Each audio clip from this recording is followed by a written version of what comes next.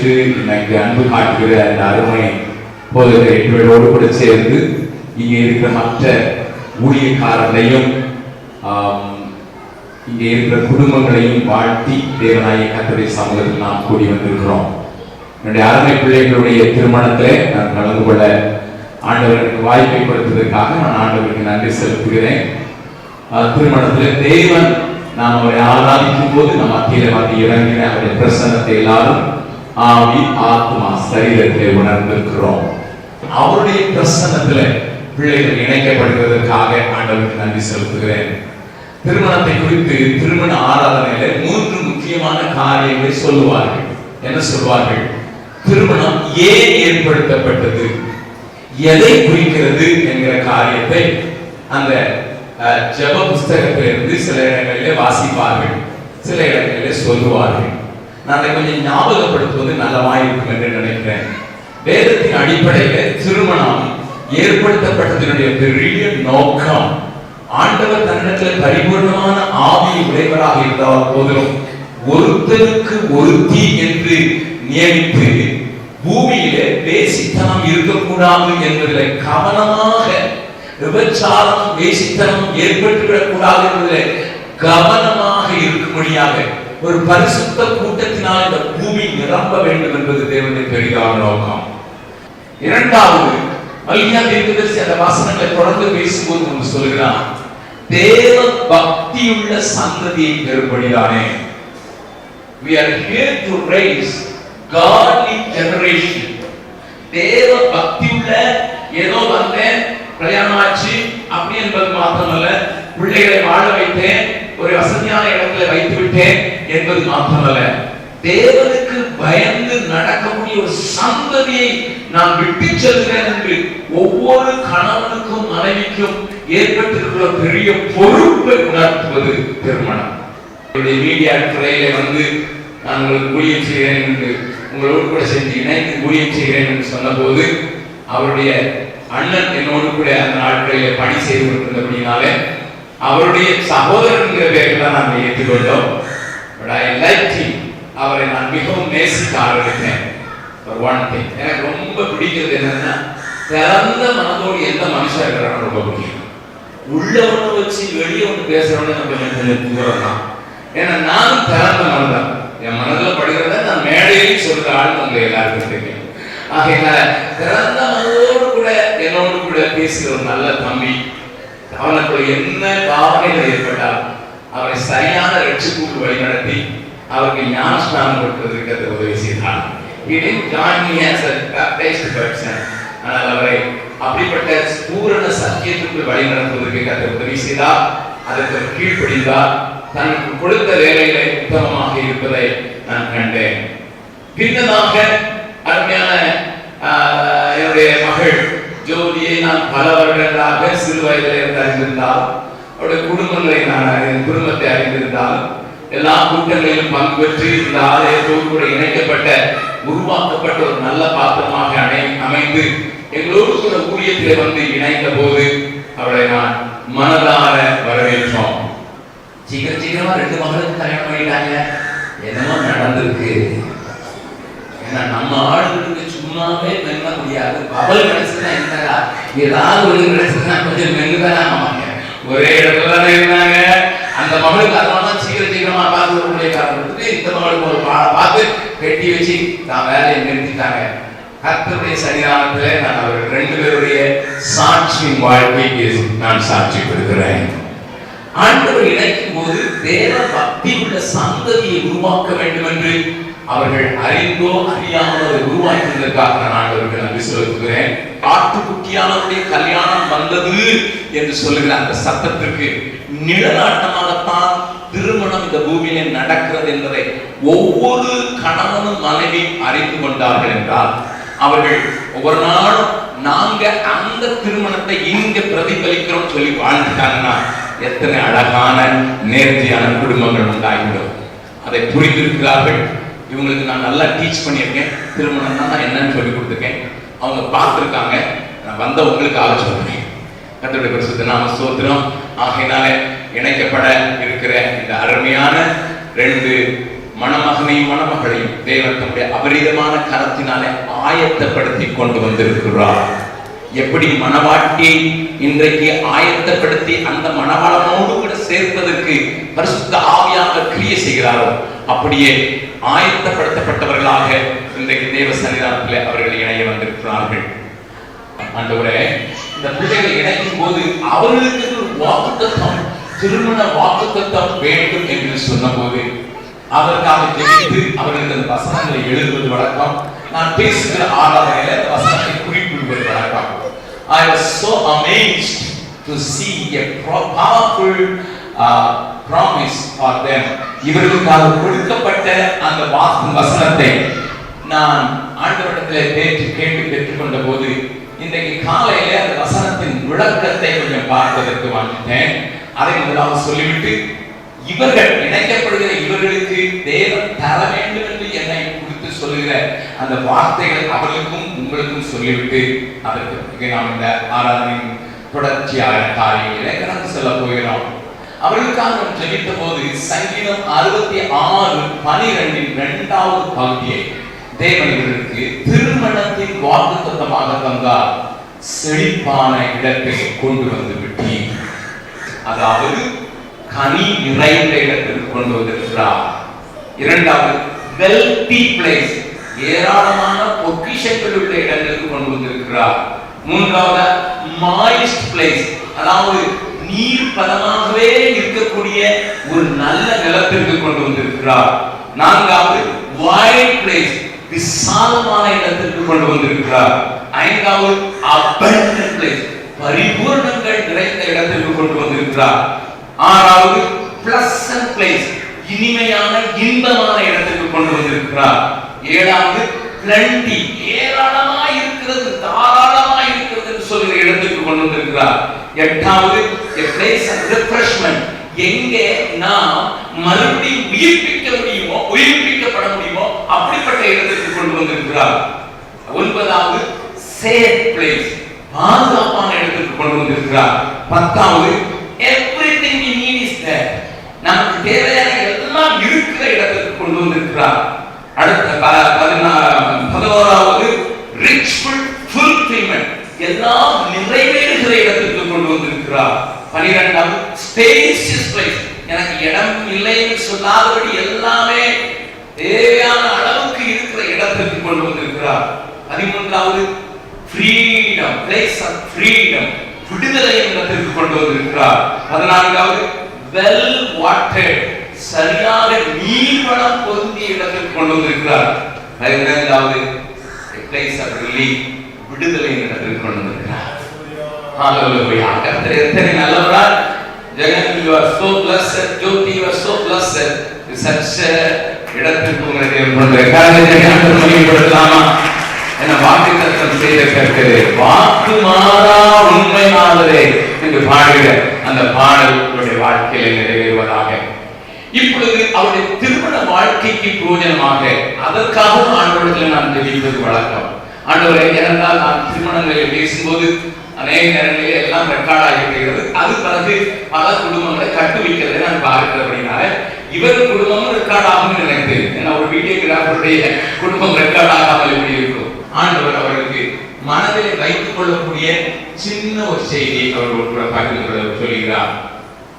ஏனென்றா திருமணத்துல என்னதான் நாம் பேசினாலும் அவங்களுக்கு இருக்கிறதெல்லாம் எப்படா அவர் கையை பிடிக்கும், இவர் இடையில வந்து நிற்கிறாரே என்று சொல்கிற ஒரு காரியம் இருக்கலாம். அதுதான் மனசை ஆக்கிரமித்துக் கொண்டிருக்கும். ஆகையினால I want to give a very short capsule, ஒரு சின்ன capsule தான் கொடுக்க போகிறேன். 3 Cயை ஞாபகம் வைத்துக் கொள்ளுங்கள். 3 C.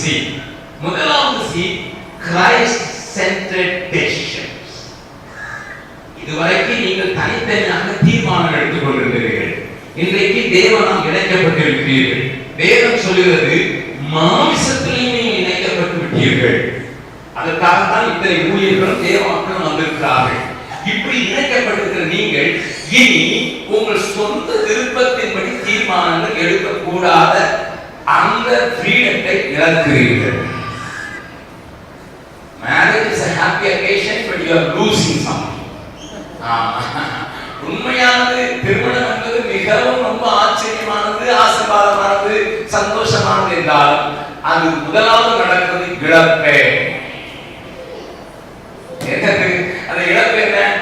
Jagan, you lose your freedom today. Jothi, you lose your freedom today. ரெண்டு பேருக்கும் இதுவரைக்கும் நான் சூஸ் பண்ணுவேன், நான் தேர்ந்தெடுப்பேன், நான் செயல்படுவேன் என்கிற பல காரியங்கள் இருந்திருக்கலாம். படிப்பை தெரிந்து கொண்டிருப்பீர்கள், ட்ரெஸ்ஸை தெரிந்து கொண்டிருப்பீர்கள், தொழிலை தெரிந்து கொண்டிருப்பீர்கள், இருக்கிற இடத்தை தெரிந்து கொண்டிருப்பீர்கள், எல்லாமே தெரிந்து கொண்டு தனித்தனியாக ஆண்டவரை தெரிந்து கொள்ளும் போது அதுவும் உங்களுடைய கையில் தான் இருந்தது. கிறிஸ்தவ வாழ்க்கையில அநேக குடும்பங்களை எனக்கு பிடிக்கல, இவர் செய்கிறாரு, வழிக்கு இல்லாம போறான்னு பல்லப்படுத்திக் கொண்டிருக்கிற சமூகங்கள் உண்டு. Hallelujah. It's not like that. 37 வருஷம் ஒரு நல்ல மனைவியோடு கூட வாழ்ந்திருக்கிறேன்னா நான் திட்டமாக சொல்ல முடியும். Always we look up to God. என்னுடைய பிள்ளைகளுடைய எதிர்காலம், எங்கள் பிள்ளைகளுடைய படிப்பு, என்னுடைய குடும்பத்தில் செய்ய வேண்டிய கடமைகள், என்னுடைய ஊழிய பாதையில் நடக்க வேண்டிய காரியங்களுக்கு நாங்கள் முக்கியத்துவம் கொடுத்தோம் என்று கிறிஸ்துவை மையமாக கொண்ட தீர்மானத்தை நாங்கள் ரெண்டு பேரும் செய்வதற்கு விட்டு கொடுத்ததினால்தான் அநேக நேரங்களில் எங்களுக்குள்ளே வந்த போராட்டங்களுக்கு முற்றுப்புள்ளி வைக்க முடிந்தது. ரெண்டு பேரும் எல்லா வித்தியாசமான இடங்களிலே வளர்க்கப்பட்டவர்கள். விசேஷமாக ஜெகன் ரோமன் கத்தோலிக்க குடும்ப சூழ்நிலையில் வளர்க்கப்பட்ட ஒரு மகன். ஜோதி பெந்தேகோஸ்தே உலகத்திலே வளர்க்கப்பட்டவர்கள். ஆகையினால இரண்டு பேருக்கும் பலவிதமான காரியங்கள் ஏற்படுவதற்கு தீர்மானங்கள் எடுக்கும் போது வருவதற்கு வாய்ப்பு உண்டு. நன்றாய் கவனியுங்கள். உங்களுடைய வாழ்க்கையில் இன்றையிலிருந்து எடுக்க போற எந்த தீர்மானம் எனக்கு இது பிடிக்கும், உனக்கு இது பிடிக்கும் அல்ல, என் கிறிஸ்து எது பிடிக்குமோ அதை ரெண்டு செய்வோம். இப்படி எடுக்க ஆரம்பிச்சாச்சுன்னா இங்க இருக்கிற உங்க குடும்பத்திலையும் நீங்க தேவனை தேட ஆரம்பித்து விடுவீர்கள், தேவ கிருபையை பெற்று விடுவீர்கள், தேவனை மையமாக கொண்ட வாழ்க்கைக்கு ஒப்பு கொடுத்து விடுவீர்கள். தேவனை வழிநடத்துவார், ஆவல் நடத்துவார். அதனாலதான் உங்களுக்கு கொடுக்கப்பட்ட அந்த திருமண வாழ்க்கையின் வாக்கு தத்துவத்திலையும் செழிப்பான இடத்திலே கொண்டு வந்து விட்டி நல்லா ஞாபகம் வச்சுங்க. நீங்களா வரல, நீங்களா செழிப்பான இடத்துக்கு வந்துட்டேன்னு சொல்ல உங்க திறமையினால உங்க காரியத்தினால இல்ல, அவரே கொண்டு வந்து விட்டார். ஆகையினால அவரே நடத்துவார். அதற்கு பிரயோஜனமாக அவர் என்ன சொல்கிறார் என்பதை ஒவ்வொரு சின்ன பெரிய தீர்மானத்திலையும் நீங்கள் செய்து கொடுத்தீர்கள் என்றால் உங்கள் திருமண வாழ்க்கையை நீங்கள் ஆண்டவர் கொடுத்திருக்கிற அந்த இடத்திலே வந்துவிட்டீர்கள் என்பதை அனுபவிக்க முடியும். நான் என் மனைவி இணைந்த போது நாங்கள் எடுத்த முதல் தீர்மானம் தேவ சித்தம் நிறைவேற எல்லாவற்றிலும். Even I decide my travel not on the basis of my health. என்னுடைய உடல்நிலை வைத்து நான் என்னுடைய தீர்மானங்களை எடுக்கவில்லை. நான் தயவு செய்து சொல்வதை என்னை பெருமைப்படுத்துகிறேன் என்று நினைக்காதீர்கள். I want to be very practical to you. உங்களுக்கு முன்னதாக திறந்த புஸ்தகமாக இருக்க வேண்டும் என்பதற்காக சொல்கிறேன். என்னுடைய தீர்மானங்களை என்னுடைய உடல்நிலையை பொறுத்து என்னுடைய டிராவலை நான் பிளான் பண்ணுவதில்லை. அழைப்பு கொடுக்கிற இடத்துல சில இடத்துல 10 பேர் வருவார்கள், சில இடத்துல 10,000 பேர் வருவார்கள். ஆகையினால் 10,000 பேருக்குரிய இடத்துக்கு நான் போய்வேன் என்று தீர்மானம் எடுக்கவில்லை. ஏன் 10 பேருக்கு தான் அனுப்பி நான் 10 பேருக்கு போறதுக்கு ஆயத்தம். நல்ல கவனி. ரெண்டு பெரிய காரியங்கள் முன்னதாக தீர்மானம் எடுக்கிறதுக்கு தடுமாறும் போதெல்லாம் கிறிஸ்து என்ன சொல்கிறார் என்பதை கவனமாய் இருக்கிற எந்த குடும்பம் கணவன் மனைவி இப்படிப்பட்ட ஒரு காரியத்தில் இணைந்து அவர்கள் தீர்மானம் எடுக்க கற்றுக்கொண்டார்கள் என்றால், including the education of your children, including the dress code of your children, come on, think together through the eyes of Jesus Christ. இரண்டு பேரும் இணைந்து கிறிஸ்துவின் சிந்தையோடு கிறிஸ்துவின் கண்ணோட்டத்திலே பார்க்கிற ஒவ்வொரு தீர்மானம் எடுப்பதற்கு இன்றைக்கு நீங்கள் தீர்மானத்தை எடுத்துக் கொள்ளுங்கள். The first C. The second C, communication. மனைவி வந்து கேட்பா, என்ன கேட்பா? டீ போடட்டுமாங்க? இவர் பேப்பர் படிப்பாரு, இல்லை பைபிள் படிப்பாரு. ரொம்ப பக்தியா இருந்தா பைபிள் படிக்கும், கொஞ்சம் உலகம் தெரியணும்னா பேப்பர் படிக்கும். டீ போடணுமாங்க, போடட்டுமாங்க. நான் முதல் தடவை இங்கிலாந்துக்கு போயிருந்தேன் 1980 வருஷத்துல. அங்க ஒரு பாஸ்டர் என்னை கொண்டு போய் விட்டார். அவர் பாஸ்டர் என்னை கூட்டிக் கொண்டு போனார். கிளவுஸ்டர்ஷயர் என்று சொல்லுகிற ஒரு பெரிய பட்டணத்துல 3 சபைகள் சேர்ந்து நடக்கிற, ஆங்கிலேயர்கள் நடக்கிற கூட்டம், 4 சபைகள் நடக்கிற கூட்டத்தில் நான் பிரசங்கியா போயிருக்கேன். நான் இரவிலே போய் சேர்ந்தேன். அதனால் அவருடைய பிள்ளைகள் படிக்க சென்று விட்டார்கள். சென்று விட்ட போது காலையில இந்தியாவில் வழக்கத்தின்படி 4 மணிக்கு எழுந்தேன், ஜெபித்தேன், வேத வாசித்து குளித்து ரெடியா இருக்கேன். மார்னிங் காஃபி எல்லாம் ஆங்கிலேயர்களால பெட் காஃபி வந்தது அப்படிங்கிறதுனால பெட் காஃபி தான் காத்து பண்ணிருக்கேன். 8 மணி வரைக்கும் ஒரு சத்தத்தையும் காணும். 4 மணியிலிருந்து 8 மணி வரைக்கும் குளித்து முடித்து ரெடியா இருக்கிறேன். எனக்கு இங்கிலாந்துடைய முறைகள் அப்பொழுது பெரியார் முதல் தடவையாக வெளிநாட்டுக்கு போயிருக்கிறேன். அங்கே 8 மணிக்கு ஒரு பாண்டு வந்தது. 4 வயது இருக்கும், அவருடைய 2வது மகன். அந்த கதவை தட்டி கொண்டு, ஹலோ ஜெபக்குமா, ஓடணும் போல, அங்கிளும் கிடையாது, அண்ணனும் கிடையாது, என்னடா இது ஜெபக்குமா, முளைச்சு 2 இளவுல ஜெபக்குமா. அதுவும் எனக்கு ஷாக். காஃபி குடிச்சது மாதிரி தான் ஆயிடுச்சு. அடுத்தால அந்த பாஸ்டருடைய வைஃப் வந்தாங்க, வந்து சொன்னாங்க, காஃபி வேணுமா கேட்டாங்க. நான் இந்தியாவுடைய பழக்கத்தின்படி, தமிழ் மக்களுடைய பழக்கத்தின்படி நம்ம அப்படிதான். அவங்க என்னையும் பார்த்துட்டே இருக்கிறாங்க, நீ என்ன சொல்ற, காஃபி வேணுமா, நான் சொல்றது கலக்கலையா. அவங்க கேட்கறான், காஃபி வேணுமா, நான் சொல்றது கலக்கலையா. அவங்களுக்கு ஒரே சந்தையிலே பார்த்துட்டே இருக்கிறாங்க, என்ன நான் சொல்றது கலக்கலையா. நல்லா கவனிங்க, இங்கிலாந்துலயோ அல்லது வெளிநாட்டிலேயோ வேணும்னா எப்படி சொல்லணும், வேண்டாம் எப்படி சொல்லணும். இந்தியாவில் நாடு தலையரசு. இந்த காரணம் என்னன்னா, மாட்டை தூங்கிட்டு இருந்ததுனால வந்ததுனால நமக்கு அந்த குணம் வந்துட்டு எதை கும்பிட்ட மாட்டாலும் உள்ள வரணும் கசனத்தில் இருக்குது அப்படின்னு சொன்னார். இது எவ்வளவு தூரம் உண்மையை தெரியாது. But many times body language இருக்கத்தான் செய்யும். But communicate. எங்க வீட்டுல அந்த பிரச்சனை வந்ததுக்குன்னா காரணம் எங்க வீட்டுக்காரங்க என்ன நினைக்கிறாங்க என் மனைவி தெரியாது. Because I am so occupied with so many things. ஒரு தடவை கேட்பா, 2 தடவை கேட்பா, 3 தடவை கேட்பா. என்னங்க உங்களை தானே, ஓ என்னதானா, என்ன கேட்டேன், உங்க வீட்டுல என்ன பிரச்சனை, நிறைய பேர் இருக்கு, என்ன நினைக்கிறான்னு தெரியுது, அவன் என்ன நினைக்கிறான்னு தெரியுது. There is a big communication gap because we think we are expressing. நாம் சொல்லுகிறோம் என்றுதான் நினைப்போம், ஆனா நம்ம சொல்ல மாட்டோம். நம்ம வேற ஒன்றா சொல்லுவோம். அப்படியே நம்ம சொல்வதுதான் சொன்னாலும் அவங்க நினைக்கிறவங்க வேற ஒன்றா நினைப்பாங்க. நல்லா கவனிங்க, 37 வருஷம் அடிபட்டதுனால அனுபவத்தில் சொல்றேன். 2 பேரும் நல்லா கம்யூனிகேட் பண்றதுக்கு கற்றுக்கொள்ள டிரான்ஸ்பரண்டா இருக்கு.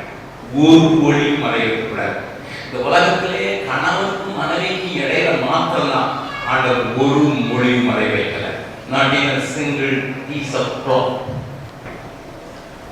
நான் உங்களுக்கு காலை வேளையில் சொல்லுகிறேன், கம்யூனிகேட் ப்ராப்பர்லி. இவர் அந்த விஷுவல் கம்யூனிகேஷன், போட்டோ எடுத்து காட்டக்கூடிய ஒரு திறமை இருக்குது. ஆனா அதை வாயிலே சொல்லுங்க ஐயா. ஜோதி, இவர் டீச்சர், இவர் communicator by profession. But make it a point your husband should understand you. ABCD சொல்லி கொடுக்கும்போது பிள்ளைக்கு ஏக்கு பதிலாக B போட்டுனா என்ன சொல்லுவோமோ அதே மாதிரி அவருக்கு சொல்லிக் கொடுக்க வேண்டியது வரலாம். But don't lose your patience. Be careful in communicating properly. சரியான கம்யூனிகேஷனை பார்த்துக் கொள்ளுங்கள். 3வது, calmness in every situation. எல்லா சூழ்நிலைகளிலும் நீங்கள் பொறுமையோடும் அமைதியோடும் இல்ல ஆவியோடு கூட வாழுங்கள். இங்க வந்திருக்கிறவர்களுக்கும் நான் சொல்லுவேன், உங்க குடும்பத்துல புயல் அடிச்ச காரியத்தெல்லாம் கொஞ்சம் யோசித்து பாருங்க. எப்ப புயல் அடிச்சு தெரியுமா? நீங்க எப்ப பொறுமையா நடந்தீங்களோ, எப்ப அமைதியா இருக்க படிக்கிறீங்களோ, அவதான் 3வது C, calmness in. 2 உதாரணங்களை மாத்திரம் சொல்லி முடிக்கிறேன். நிறைய வயசுல 2 உதாரணங்களை மாத்திரம் சொல்கிறேன். 2 தேவனுடைய பிள்ளைகளை குறித்து எழுதப்பட்டிருக்கிற சூனேமியாள் என்கிறவளை குறித்து 2 ராஜாக்கள் 4வது அதிகாரத்திலே வாசிக்கிறோம். எல்லாவற்றையும் வசனத்தை காண்பித்து பேசவில்லை, உங்களுக்கு தெரிந்திருக்கும். 2 ராஜாக்கள் 4வது அதிகாரத்திலே வருகிற இந்த சுனேமியாளுக்கு அநேக நாட்களாக குழந்தை இல்லாமல் இருந்த போது எலிசா என்கிற தேவ மனிதனுடைய அவனை விசாரிப்பதற்கு ஆண்டவரும் அவனும் இணைந்து அவளுக்கு ஒரு ஆசீர்வாதத்தை கொடுத்தார்கள். ஒரு ஆண் பிள்ளை பிறந்தான். அந்த ஆண் பிள்ளை தன் தகப்பனோடு வயலுக்கு போகும்போது அவனுக்கு தலை நோவுகிறது சொன்னால் தாயிடத்திலே கொண்டு போய் விட்டுவிடுங்கள் என்று வேலைக்காரர்களை அனுப்பிவிட்டான். ஏன்னா தகப்பன் ரொம்ப பிஸியாக இருந்தான். வீட்டுக்குள் வந்த பிள்ளை அவளுடைய மடியிலே செத்து போகிறது. இப்படி ஒரு சம்பவம் நம்ம குடும்பத்தில் நடந்ததா நம்ம எப்படி செயல்பட்டிருப்போம் என்று கொஞ்சம் யோசித்து பாருங்கள். It's a crisis time. The only son, வயது முதிர்ந்த கணவன், ஆண்டவனாய் வரப்பிரசாதமாக தந்த பிள்ளை, இப்பொழுது அப்பா கூட அம்மா போயிட்டு வரேன்னு சொல்லிட்டு அப்பா கூட போனவனுக்கு தலைவலி வந்துச்சு, திடீர்னு வந்துச்சு, இறந்து போயிட்டான் என்று அங்கே சூனேமியாள் மடியில வைத்துக் கொண்டு இருக்கிறவள் என்ன செஞ்சிருக்கணும்?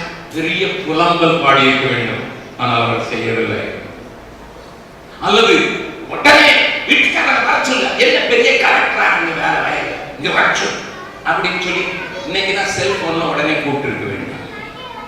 இல்ல இந்த ஆளை அனுப்பி கூப்பிட்டு இருக்க வேண்டும்.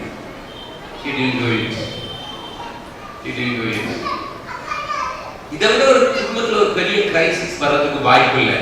அந்த கிரைசிஸ்ல அமைதலோடு கூட செயல்படுகிறார் மனைவி.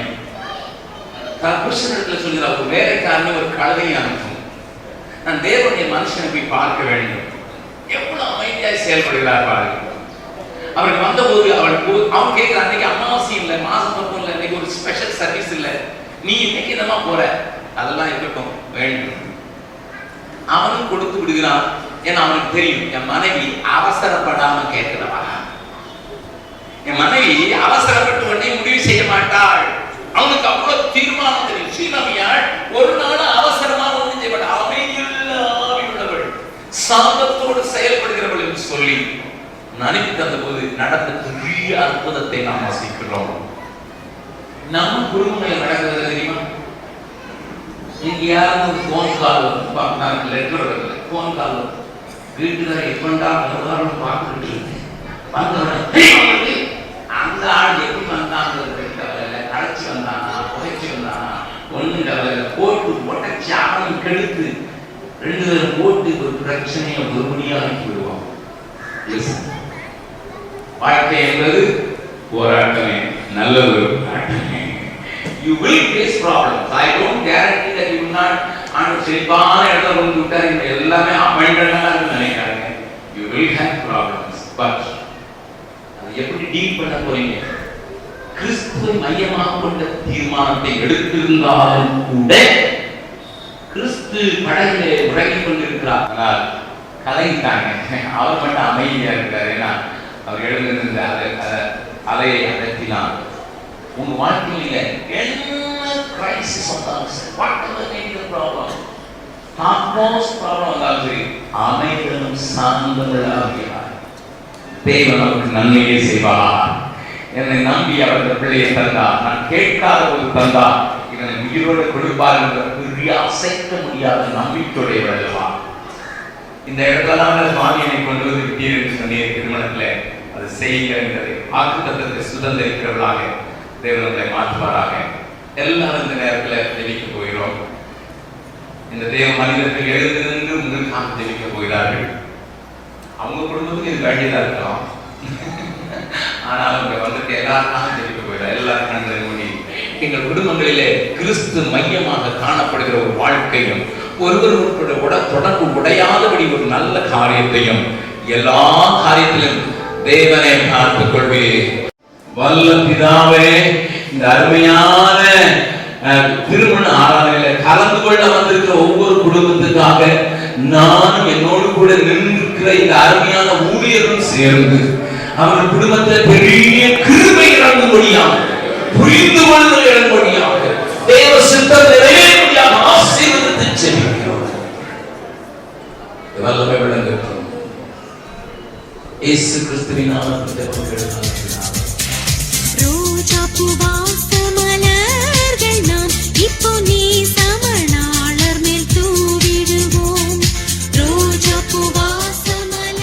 திரியேக தேவனின் பிரசன்னத்தில் தேவ ஊழியக்காரர்களை சாட்சியாக வைத்து தேவ சபையின் நடுவில் ஜோதியாகிய உன்னை என் வாழ்க்கை துணையாக மனைவியாக கரம் பிடிக்கிறேன்.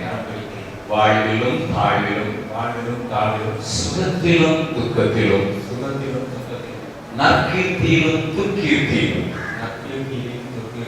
என்ன நடந்தாலும் உனக்கே கணவனாக இருந்து உன்னையும் கனப்படுத்தி உன்னை மேன்மைப்படுத்தி என்னோடு கூட வாழ்வதற்கு உன்னை நேசித்து விவேகத்தோடு கூட நடந்து பிறர் முகம் பாராமல் மரணம் நம்மை பிரிக்கும் மட்டும் உனக்கே கணவனாக இருப்பேன் என்று வாக்கு கொடுக்கிறேன். ஜோதியாகிய நான், ஜெகனாகிய உண்மை, கர்த்தருடைய ஊழியக்காரர்கள் மத்தியிலே சாட்சியாக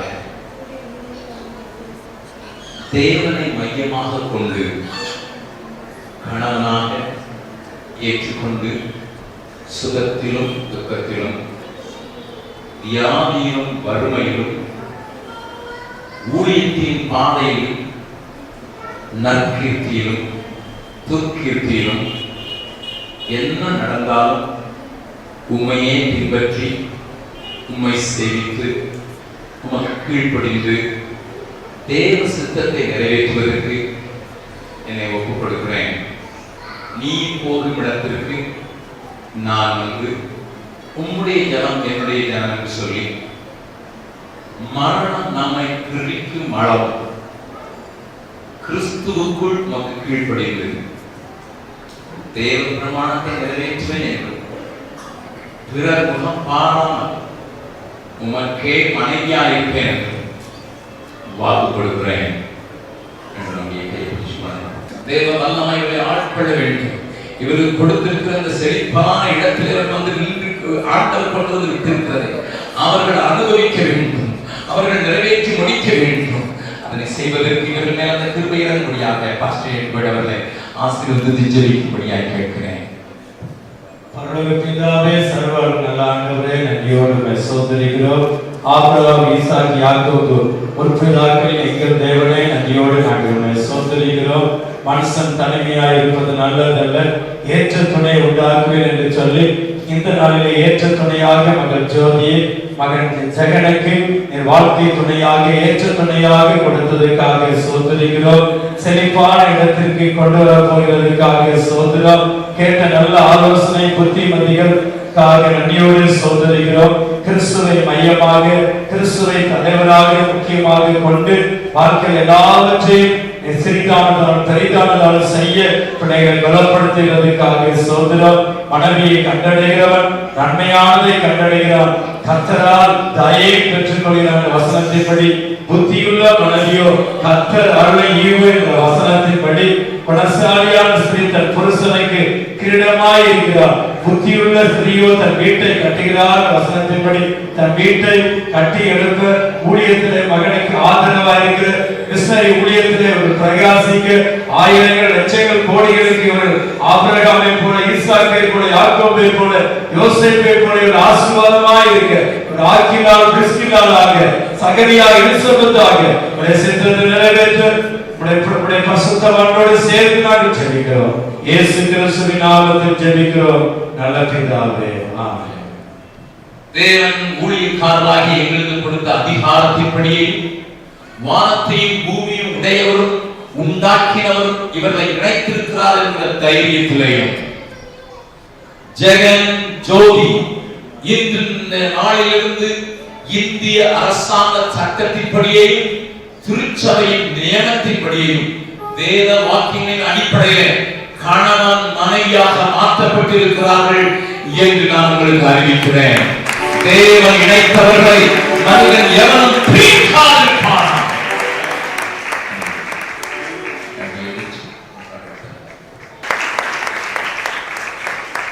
நான் நடத்துகிற திருமணங்களிலே இந்த மோதிரம் மாற்றுறது, இந்த தாலி போடுறதெல்லாம் செய்யறதில்லை.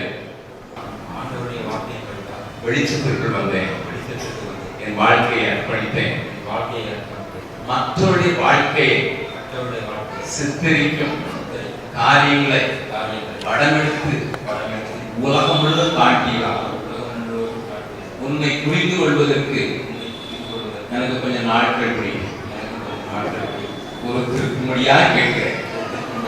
ஆனால் உன்னை புரிந்து கொள்வதற்கு இந்த வசனத்தின் ஊடாக பார்ப்பேன் என்று சொல்லி நான் நேசிக்கிற இந்த கர்த்தருடைய வார்த்தை உனக்கு பரிசாக கொடுக்கிறேன்.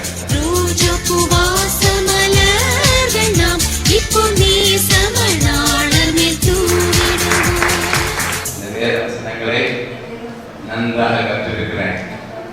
இதை போதிப்பதற்கும் கற்றுக் கொடுக்கப்பட்டிருக்கிறேன். நான் ஒரு டீச்சராக இருக்கிறதுனால் உட்கார வைத்து பாடம் சொல்லிக் கொடுக்க மாட்டேன். சொல்லு.